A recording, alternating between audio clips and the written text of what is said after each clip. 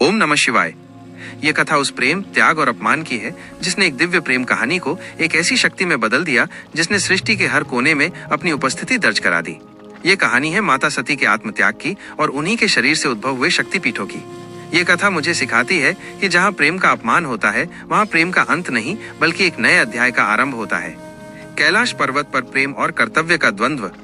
कैलाश पर्वत की शांत और बर्फीली वादियों में जहाँ शिव अपनी तपस्या में लीन थे, वहीं उनकी अर्धांगिनी माता सती उनके साथ विराजमान थी। हवा में एक अजीब सी खामोशी थी जो एक तूफान से पहले की शांति जैसी लग रही थी। सती का मन अपने पिता दक्ष प्रजापति द्वारा आयोजित किए गए एक भव्य यज्ञ में जाने को आतुर था। सती ने अपने पति भगवान शिव से अत्यंत नम्रता से कहा, स्वामी, मेरे पिता एक महान यज्ञ का आयोजन कर रहे हैं। सभी देवी देवता और ऋषि मुनि वहां आमंत्रित हैं। मैं भी वहां जाकर इस शुभ अवसर का हिस्सा बनना चाहती हूँ। परंतु शिव की आंखें गंभीर हो गईं। वे जानते थे कि दक्ष उन्हें स्वीकार नहीं करते बल्कि उनका अपमान करते थे। शिव ने अत्यंत गंभीर स्वर में कहा, सती, ये यज्ञ केवल मेरे और तुम्हारे बीच वैमनस्य को और बढ़ाएगा। दक्ष तुम्हें तो पुत्री के रूप में स्वीकार करते हैं, पर मुझे नहीं। उन्होंने हमें इस यज्ञ में आमंत्रित नहीं किया है। तुम्हारा वहां जाना उचित नहीं। लेकिन सती के मन में अपने मायके के प्रति प्रेम और अपने पिता से मिलने की इच्छा बहुत प्रबल थी। उन्होंने हठ किया, एक पुत्री को अपने पिता के घर जाने के लिए निमंत्रण की आवश्यकता नहीं होती, मेरा जाना आवश्यक है। सती के अटूट आग्रह के सामने शिव को झुकना पड़ा।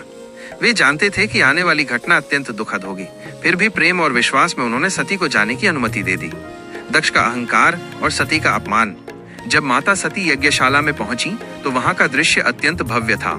सभी देवी देवता और ऋषि मुनि अपने अपने आसनों पर विराजमान थे, लेकिन सती की नजरें एक खाली आसन पर ठहर गईं, वो आसन जो उनके पति भगवान शिव के लिए था।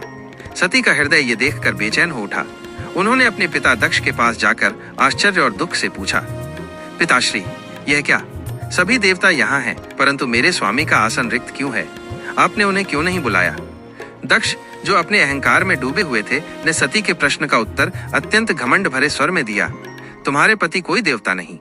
वे तो शमशान में निवास करने वाले, गले में नाग धारण करने वाले, शरीर पर भस्म लपेटे हुए एक योगी हैं। वे इस पवित्र यज्ञ के योग्य नहीं। सभा में सन्नाटा छा गया। दक्ष के इन कठोर शब्दों ने सती के हृदय को छलनी कर दिया।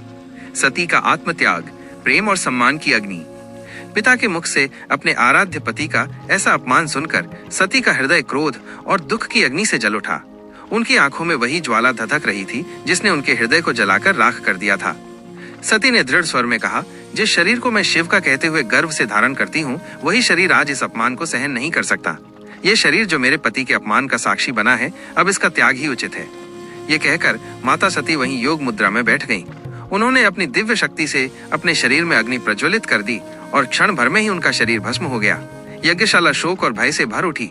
सभी देवता और ऋषि मुनि इस अप्रत्याशित घटना से स्तब्ध रह गए। शिव का तांडव, विनाश और प्रेम का क्रोध।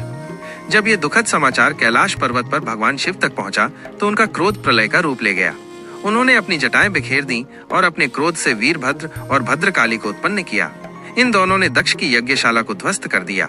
उन्होंने दक्ष का सिर काट दिया और यज्ञ को पूरी तरह से नष्ट कर दिया। इसके बाद शिव ने सती के जले हुए शरीर को उठाया और अपने कंधे पर रखकर दुख और पीड़ा में तांडव करने लगे। उनका क्रोध और विलाप इतना प्रचंड था कि पूरी सृष्टि डगमगाने लगी। ग्रहों की गति रुक गई और ब्रह्मांड में संतुलन बिगड़ने लगा।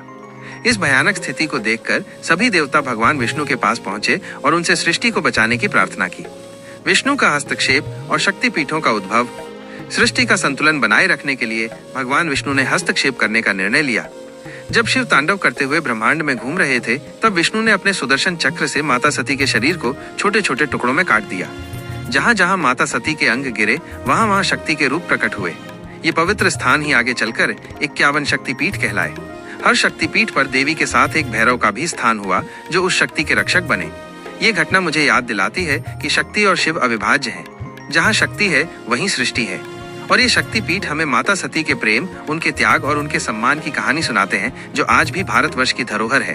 अंतिम संदेश। शक्तिपीठों का ये रहस्य मुझे सिखाता है कि प्रेम और सम्मान के लिए किया गया त्याग कभी व्यर्थ नहीं जाता, बल्कि वो एक नई शक्ति का सृजन करता है जो युगों युगों तक मानवता का मार्गदर्शन करती रहती है।